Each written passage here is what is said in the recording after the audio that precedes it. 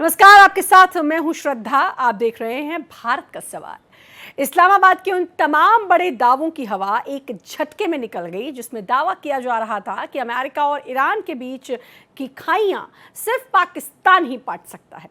लेकिन जब अमेरिका ने मध्यस्थता करने वाले देशों की आधिकारिक सूची जारी की तो उसमें सऊदी अरब, यूएई और कतर का नाम तो था, मगर पाकिस्तान का दूर दूर तक कोई नामो निशान नहीं था। सवाल है, क्या पाकिस्तान अमेरिका और ईरान के बीच मध्यस्थता की हैसियत रखता है?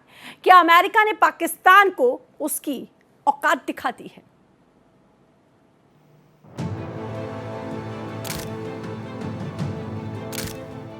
दुनिया में जब भी कोई बड़ा भू राजनीतिक संकट आता है तो पाकिस्तान के हुक्मरान और वहां का मीडिया ऐसे कूदता है जैसे हर बड़े मामले का मसीहा वही हो।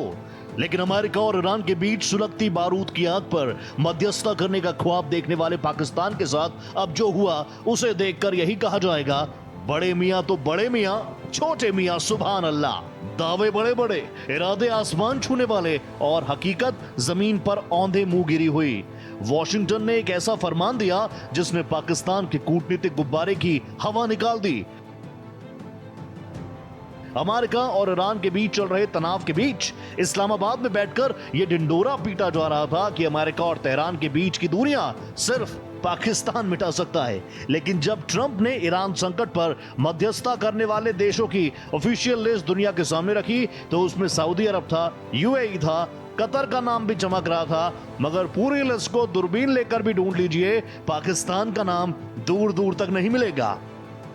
जिस देश की अपनी इकोनॉमी आईएमएफ के वेंटिलेटर पर हो, जहां की आवाम आटे की एक एक बोरी के लिए लाठियां खा रही हो, जिसकी कूटनीति हमेशा भीख के कटोरे पर टिकी हो, उसे अमेरिका और ईरान की जंग में मध्यस्थ भला कौन बनाएगा? अमेरिका रक्षा हलकों और जानकारों ने साफ कर दिया कि पाकिस्तान का इस लिस्ट से बाहर होना तय था, क्योंकि जो खुद भंवर में फंसा है वो दूसरों की नैया क्या पार लगाएगा। पाकिस्तान की इस अंतर्राष्ट्रीय फजीयत ने साबित कर दिया कि उसकी औकात वैश्विक मंच पर अब सिर्फ इस्तेमाल करो और फेंको वाली रह गई है। सवाल है कि वाकई पाकिस्तान अब कूटनीति के नक्शे से पूरी तरह बेदखल हो चुका है? क्या अमेरिका ने पाकिस्तान को उसकी औकात दिखा दी? Bureau report, Bharat Express. तो कुछ समय पहले जो पाकिस्तान उछल उछल कर इस बात के दावे कर रहा था कि उसने मध्यस्थता की है ईरान और अमेरिका के का जो कुछ भी युद्ध चल रहा है उसको सुलझाने में, आज उन दावों की पोल खुल गई। पाकिस्तान बहुत ज़्यादा उछल रहा था इस सब के बाद और तरह तरह की बयानबाजी कर रहा था, भारत के लिए पता नहीं क्या क्या बोला था। लेकिन आज उन तमाम दावों की हवा निकल गई जब अमेरिका ने ये लिस्ट जारी की और बाकायदा उसमें यूएई, कतर, सऊदी अरब के नाम थे, लेकिन पाकिस्तान का नाम गायब था। इसी पर चर्चा भी करेंगे कि पाकिस्तान की जो किरकिरी हुई है इसका क्या कुछ संदेश ना सिर्फ पाकिस्तान के लोगों को, पूरी दुनिया में जा रहा है। हमारे साथ मेहमान जुड़ चुके हैं, professor Swaran Singh, international studies और retired group captain UK Devnath, रक्षा विशेषज्ञ हमारे साथ जुड़ चुके हैं। आप दोनों का बहुत बहुत स्वागत है। प्रोफेसर स्वर्ण सिंह, पहले मैं आपका रुख कर लेती हूँ, कैसे समझेंगे जिस तरीके से पाकिस्तान, क्योंकि हमेशा आदत है पाकिस्तान की बड़ा चढ़ा कर बोलना और झूठ बोलना, एक और झूठ पाकिस्तान का पकड़ा गया क्या? नहीं, ये साफ जाहिर है कि इतने जटिल समस्या में हाथ डालने से पहले अपनी हैसियत को देखना और सोचना चाहिए उसके बारे में किसी भी देश को। ऐसा नहीं कि भारत उसमें योगदान नहीं दे रहा, पर आप देखें भारत ने लगातार एक संयम की भाषा इस्तेमाल की है और परोक्ष रूप से, मतलब पीछे से लगातार कोशिश की है कि वो क्या योगदान दे सकता है, कि किस तरह से वहाँ बातचीत जारी रहे, शांति बना सके, स्थिरता हो जाए। पाकिस्तान ने बहुत जोर शोर से एक तरह से अपने आप को पेश किया कि जैसे आपको याद होगा उन्होंने जो एमओयू साइन हुआ था उसको इस्लामाबाद एमओयू कह दिया था और अपने आप को पेश किया। हालांकि उस वक्त भी आप देखें बहुत से दूसरे देश लगातार इस बातचीत में शामिल थे। उस वक्त भी ओमान, कतर, चीन तक शामिल थे। चीन ज्यादातर प्रभाव अपना बना रहा था ईरान के ऊपर कि आप बातचीत के लिए मान जाएं, पर पाकिस्तान ने उसको ऐसे पेश किया कि जैसे केवल पाकिस्तान ही उसकी मध्यस्थता कर रहा हो और वो शांति बनाने में सबसे आगे उसी का एक तरह से कितनी योगदान हैरानी हो। की बात है सर कि अब पाकिस्तान शांति की बात करने की बात कर रहा था उस वक्त, मध्यस्थता ऐसे युद्ध में जिसमें पाकिस्तान ये दावा कर रहा था कि हम शांति वार्ता के लिए जा रहे हैं, हम वहां पहुंचे, वहां के प्रधानमंत्री फला जगह पहुंचे जहां पर ये पूरा कॉन्ट्रैक्ट साइन हुआ था, ये तमाम बातें पाकिस्तान ने की थी, लेकिन अमेरिका ने तो उसकी हवा निकाल दी। Retired group captain UK Devnath ji भी जुड़े हुए हैं। सर बहुत बहुत स्वागत है आपका भारत एक्सप्रेस पर। किस तरीके से पाकिस्तान को उसकी औकात जो है वो अमेरिका ने दिखा दी है और ये औकात अब पूरी दुनिया ने देख ली है, पाकिस्तान कैसे शांति की बात कर सकता है? सबसे ज्यादा हैरान करने वाली बात तो उस वक्त यही थी। जी हाँ श्रद्धा जी, होता है कि इंटरनेशनल अफेयर्स में जो भी मध्यस्थता करने की कोशिश कराता है उभय पक्ष को उस पर यकीन होना चाहिए। ईरान को भी पाकिस्तान पर यकीन होना चाहिए, नहीं है। अमेरिका को भी पाकिस्तान पर भरोसा होना चाहिए, नहीं है, भविष्य में भी नहीं होगा। सबसे बड़ी बात है जो भी देश मध्यस्थता कराता है उसकी भी अपनी पॉलिटिकल स्टैंडिंग या आर्थिक स्टैंडिंग या मिलिट्री स्टैंडिंग ऐसी होनी चाहिए कि अगला बंदा मध्यस्थ की बात सुनने के लिए तैयार हो जाए। यानी पाकिस्तान अगर अमेरिका को कुछ सजेस्ट करता है कि थोड़ा नरम हो जाओ, तो पाकिस्तान के पास ऐसी एक पॉलिटिकल स्टेटस होना चाहिए अंतर्राष्ट्रीय जगत में कि अमेरिका पाकिस्तान की इस रिक्वेस्ट को कंसीडर कर ले। इसी तरह से पाकिस्तान अगर मध्यस्थता करने की कोशिश कर रहा है तो ईरान को भी कुछ कहे कि भाई थोड़ा इधर थोड़ा सा झुक जाओ, उधर थोड़ा सा नरम हो जाओ, तो ईरान भी राजी हो जाए। तो पाकिस्तान की इस तरह की अंतर्राष्ट्रीय पॉलिटिकल पटल पर कोई स्टैंडिंग नहीं थी, आज भी नहीं है। जी बिल्कुल, हम इसको ऐसे समझ सकते हैं प्रोफेसर स्वर्ण, हम इसको ऐसे समझ सकते हैं कि जब दो लोग लड़ते हैं घर में तो किसी बड़े को बीच में आना पड़ता है उनकी लड़ाई को सॉल्व कराने के लिए, और वो होते हैं जिसकी बात दोनों तरफ से लोग समझते हों, जिसके कहे का अनुसरण करते हों। तो पाकिस्तान अगर अपनी ये भूमिका दिखाना चाह रहा था, जो उसने कुछ दिन के लिए बड़ी वाहवाही भी लूटी, लेकिन वो वाहवाही झूठ के बल पर लूटी गई, एक बार ये फिर से साफ हो गया। प्रोफेसर स्वर्ण, मेरा आपसे सवाल है, जब से पहलगाम अटैक हुआ और उसके बाद ऑपरेशन सिंदूर, और जिस तरीके से प्रधानमंत्री नरेंद्र मोदी और विदेश मंत्री एस जयशंकर जहां जहां गए आतंकवाद के खिलाफ मोर्चा खोला और हमेशा आतंकवाद के खिलाफ ही समर्थन मांगा, क्या ये एक उसकी वजह के तौर पर देखा जा सकता है इसको?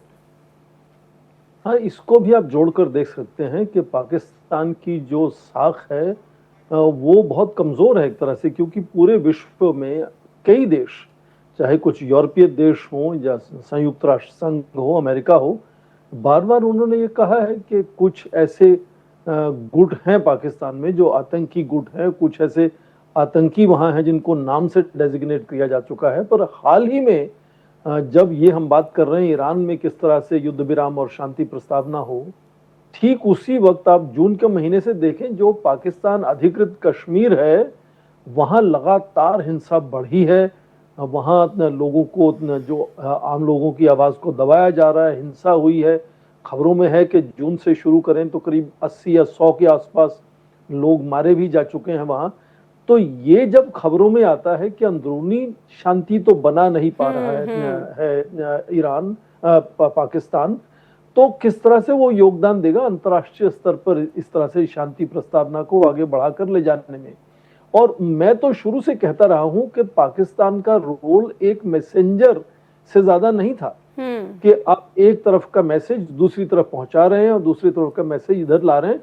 पर जिस तरह से पाकिस्तान ने अपने आप को पेश करने की कोशिश की कि हम तो जैसे बिल्कुल मध्यस्थता हम ही कर रहे हैं, हमारी मर्जी से ही काम हो रहा है, चल नहीं रहा तो है। झूठ तो मतलब उनकी रग रग में है ना, नसों में उनके झूठ है। पाकिस्तान किस तरीके से बरगलाता है, झूठ बोलता है। और आपने बहुत सही बात की, मैसेंजर मैं तो कहूँगी कबूतर के तौर पर एक पाकिस्तान काम कर रहा था कि यहाँ का संदेश वहाँ का संदेश यहाँ, लेकिन अब अमेरिका ने उसको आईना दिखा दिया। यूके देवनाथ सर, मैं आपसे जानना चाहूँगी अब अमेरिका और पाकिस्तान के रिश्तों को कैसे समझें? ऑपरेशन सिंदूर के टाइम पे तो पाकिस्तान बड़ा उछल रहा था और उसने कहा उसके बाद कि अमेरिका से हमारे बड़े अच्छे संबंध हैं। हालांकि मैं आपको ये भी आपको याद होगा कि ट्रंप के साथ भी वार्ता हुई थी, वो तस्वीर भी सामने आई, लेकिन अमेरिका ने बता दिया पाकिस्तान को कि तुम्हारी क्या औकात है। जी हाँ श्रद्धा जी, होता ही है कि पाकिस्तान की जो विदेश नीति है वो 90% भारत की तरफ ही देखती रहती है। और उनकी विदेश नीति में एक ही चैप्टर है कि भारत से घृणा करो, हम्म। कश्मीर को छीन लो। तो अगर उन्होंने भारत से घृणा करनी है और कश्मीर को भारत से छीन लेना की भविष्य में उनकी योजना है, तो पाकिस्तान की आर्मी को बड़ी प्रसन्नता होती।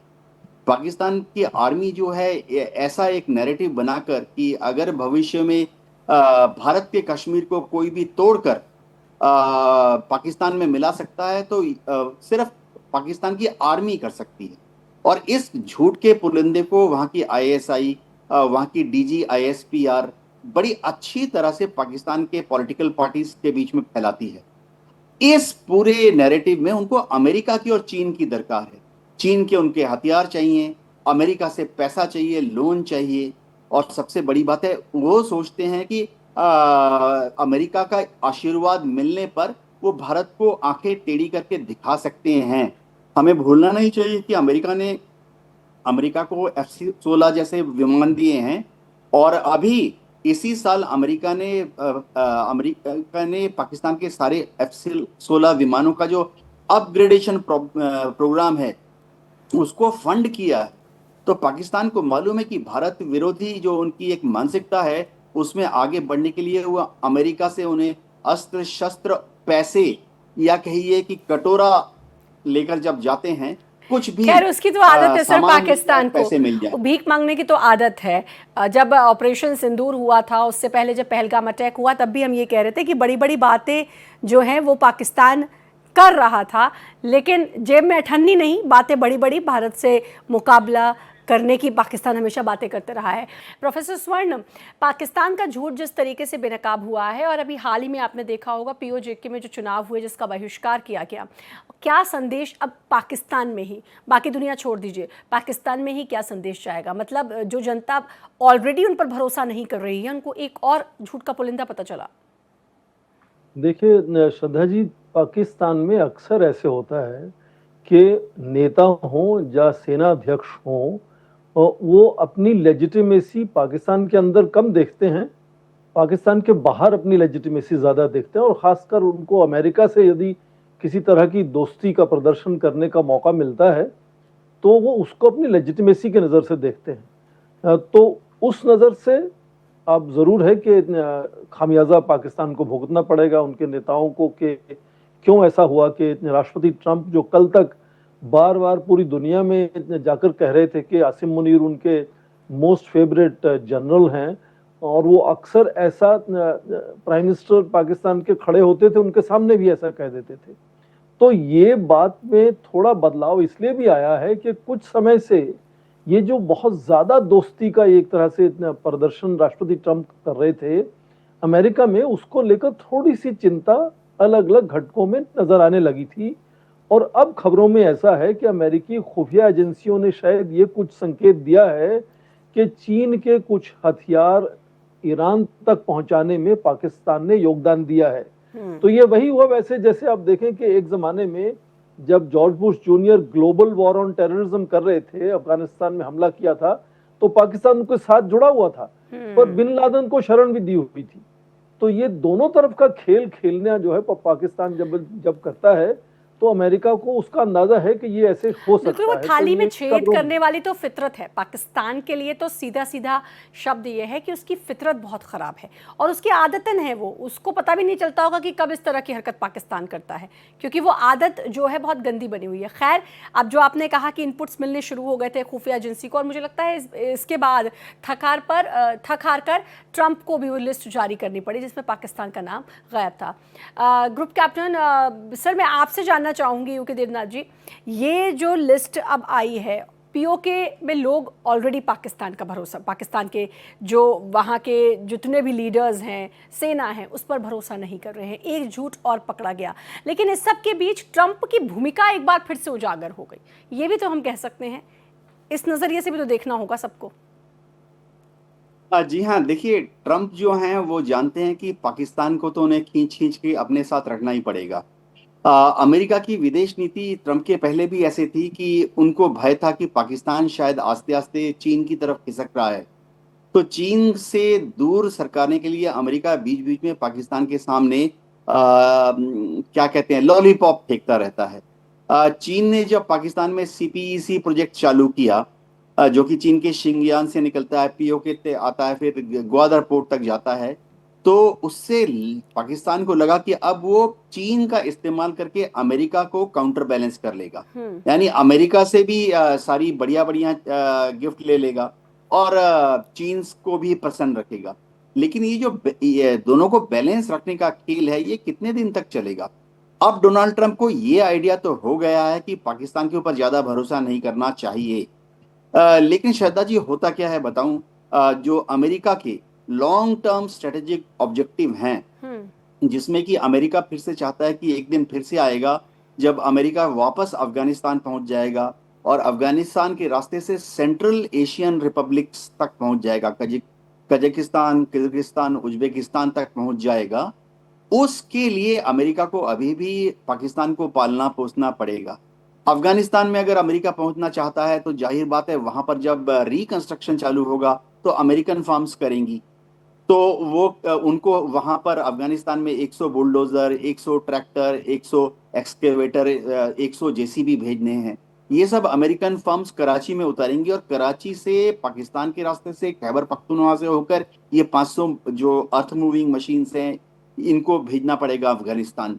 तो अब पाकिस्तान की एक रेजिडुअल यानी बची कुची जियोपॉलिटिकल, क्योंकि उसके नक्शे में जगह वहां पर है, वो वैल्यू अमेरिका याद रख रहा है। देखिए, अमेरिका कजाकिस्तान पे डोरे डालने की बहुत कोशिश कर रहा है। अमेरिका ने कजाकिस्तान से अब्राहम अकॉर्ड भी साइन करा लिया है। तो वहां तक अगर अमेरिका को पहुंचना है एक दिन कजाकिस्तान तक, तो ईरान वाला रास्ता उनको मिल नहीं रहा, तो उनको पाकिस्तान वाला रास्ता कजाकिस्तान तक चाहिए, ताकि भविष्य में वो फिर से एक बार सोवियत रशिया के टाइम पे जो उनकी प्लॉय थी, यानी रूस के अंडर बेली में जाके अमेरिका अपना झंडा लहरा सके, उसके लिए कजाकिस्तान जाना जरूरी है। उसके लिए पाकिस्तान वाला रास्ता अमेरिका को चाहिए। जी। तो यानी कि अमेरिका का अपना और स्वार्थ है, लेकिन उस सब के बीच भी पाकिस्तान को आईना दिखाना, प्रोफेसर स्वर्ण सिंह, अमेरिका को पड़ा या फिर अमेरिका के लिए ज़रूरी हो गया वो आईना दिखाना पाकिस्तान को, इसीलिए ये जग जाहिर कर दिया कि कौन कौन था मध्यस्थता में? इसमें कोई दो राय नहीं कि अमेरिका जब अपनी रणनीति बनाता है और किसी देश को इस तरह से, जिसको हम फ्रंटलाइन स्टेट कहते हैं, जब मीडिएशन का कुछ रोल देता है, तो वो बिल्कुल अपने हितों के हिसाब से काम करता है। और कई बार पहले भी हो चुका है। आपको याद होगा कि अपने पहले कार्यकाल में यही राष्ट्रपति ट्रंप पाकिस्तान को इतनी खराब भाषा में अलग अलग बात कहते थे कि ये धोखेबाज है, इन्होंने बहुत सी हमसे सहायता ली है, वित्तीय सहायता लेकर कुछ किया नहीं इन्होंने हमारे लिए। तो वो कब उनको छोड़ दें, गिरा दें, हटा दें, ये उसमें पहले भी कई बार हो चुका है। तो ये पहली बार नहीं हो रहा है। ये बात पाकिस्तान को भी पता है कि जब तक उनको दोस्ती का हाथ मिल रहा है उसका पूरा भरपूर फायदा उठा ले। पाकिस्तान तो फिर लाचार भी है ना सर, बीच में टोक रही हूँ, क्योंकि पाकिस्तान की लाचारी सबको पता है ना, कितने कर्जे में है, और कर्ज पाकिस्तान को हर बार चाहिए होता है। सब जगह से तो कर्ज ले रखा है, चीन से कर्जा ले रखा है, जगह जगह से कर्जा ले रखा है। इसीलिए पाकिस्तान जो है इस तरह की हरकत भी करता है, पैरों पैरों में भी गिड़गिड़ाता है, और फिर सबको पता है कि कैसे पाकिस्तान को यूज करना है। नहीं, बिल्कुल ठीक कहा आपने। वो पाकिस्तान को भी पता है कि उनका जितना भी बड़ा अच्छा दोस्त चीन हो, पर जब दोस्ती का हाथ अमेरिका से बढ़ता है तो उसमें सबसे बड़ा फर्क, श्रद्धा जी, ये होता है कि अमेरिका का दोस्ती का हाथ का मतलब होता है 2 दर्जन और भी देश आपके साथ दोस्ती का हाथ बढ़ा देते हैं, जो उनके साथी हैं, हिस्सेदार हैं, अमेरिका के, नेटो वाले हैं। तो ये पाकिस्तान को मालूम है। इसलिए आप देखें कि हर तरफ से पाकिस्तान ने कोशिश की, कहा कि हमारे यहाँ तेल के भंडार हैं, हमारे यहाँ रेयर अर्थ मटेरियल्स हैं। आज तक तो मिले नहीं, चीन को नहीं मिले, वहां किसी और को नहीं मिले, पर राष्ट्रपति ट्रंप को उन्होंने खुश कर दिया कि हाँ, आप जो चाहेंगे हम, आप चाहे क्रिप्टो करेंसी की डील हमारे साथ करनी चाहें। यही फर्क है कि पाकिस्तान में यदि आप सेना अध्यक्ष को दोस्त बना लेते हैं तो पूरा पाकिस्तान आपका दोस्त बन जाता है, और एक तरफ से दूसरी तरफ उसको घुमाने में बिल्कुल समय नहीं लगता है। दूसरे जो जैसे भारत जैसे बड़े लोकतंत्र देश हैं, यहाँ नीति में बदलाव लाना संभव नहीं होता है, या मुश्किल होता है, या कई दशक लगते हैं। उसको एक तरफ से दूसरी तरफ अपना रुझान बदलने में। ये भी खासियत एक तरह से पाकिस्तान की है। अमेरिका बार बार इसीलिए पाकिस्तान से हाथ बढ़ाता है दोस्ती का जब जब जरूरत पड़ती है, और छोड़ भी देता है जब उसको काम पूरा हो जाता है, क्योंकि उनको लगता है कि एक सेना अध्यक्ष को यदि आपने खुश कर दिया, दोस्त बना लिया है, तो बाकी किसी से आपको चिंता करने की जरूरत नहीं है। पाकिस्तान की नीति अपने आप आपके मर्जी से चलेगी उसके बाद। पर अब जो हालत है उसमें ये आज बात हुई है, पर ये लगातार संकेत पिछले 2 महीने से आ रहे हैं कि ओमान और कतर, उसके बाद इजिप्ट, और हाल ही में 10-15 दिन से सऊदी अरेबिया बहुत खास तरह से सामने आए हैं कि वो मध्यस्थता करने में ज्यादा सामने आकर एक तरह से अपना योगदान देना चाहते हैं। तो ये बहुत अलग अलग देशों की मिलकर एक जो कोशिश थी, वो पाकिस्तान को अपने नाम नहीं मढ़नी चाहिए थी कि हम ही सब कर रहे हैं। ये थोड़ा सा उन्होंने ज्यादा की मुझे लगता है। बिल्कुल। देवनाथ सर, मेरा आपसे सवाल यह है, क्योंकि बहुत कम समय रह गया, लेकिन मुझे ये बताइए, अब भारत को क्या इसका फायदा होगा जो ये लिस्ट जारी हुई है? भारत को किसी भी तरह से इसका फायदा, या भारत इस बात को अलग अलग पटलों पर रख पाएगा? क्या कुछ भारत को फायदा होने वाला है? जी हाँ, भारत को सबसे बड़ा फायदा ये होगा कि भारत जो ईरान से एक बराबरी का, एक दोस्ती का रिश्ता मेंटेन करने की कोशिश कर रहा है, उस पथ पर ये हमें बढ़ने में मदद करेगा। भारत से हमारे प्रधानमंत्री, हमारे विदेश मंत्री लगातार ईरान के जो विदेश मंत्री हैं उनके संपर्क में है, ईरान के प्रेसिडेंट अरागची के संपर्क में है, उनके जो प्रेसिडेंट हैं पेजेश्कियान, उनके संपर्क में हैं। हमने आज से वहां पे एक नए एम्बेसडर को भी भेजा है स्पेशल ब्रीफिंग के लिए, कि हमारे जो नए एम्बेसडर गए हैं ईरान में, वो तेहरान में भारत के लिए एक पॉजिटिव इमेज बनाएंगे, और ईरान और भारत के बीच में जो छोटी मोटी अगर कोई मिसअंडरस्टैंडिंग है उसको सॉल्व करेंगे। तो भारत को इस पटल पर ईरान की तरफ दोस्ती का हाथ बढ़ाने का एक बहुत ही स्वर्णिम मौका मिलेगा। बिल्कुल, यानी कि कुल मिला के भारत और ईरान के रिश्ते जो हैं वो मजबूत हो सकते हैं। ये एक फायदा इससे भारत को मिलने वाला है। बहुत बहुत शुक्रिया आप दोनों का सर, भारत एक्सप्रेस को अपना समय देने के लिए, इतनी अच्छी जानकारी देने के लिए, बात करने के लिए आपका बहुत बहुत शुक्रिया। और इसी के साथ भारत के सवाल में इतना ही। बाकी खबरों के लगातार बने रहिए भारत एक्सप्रेस के साथ।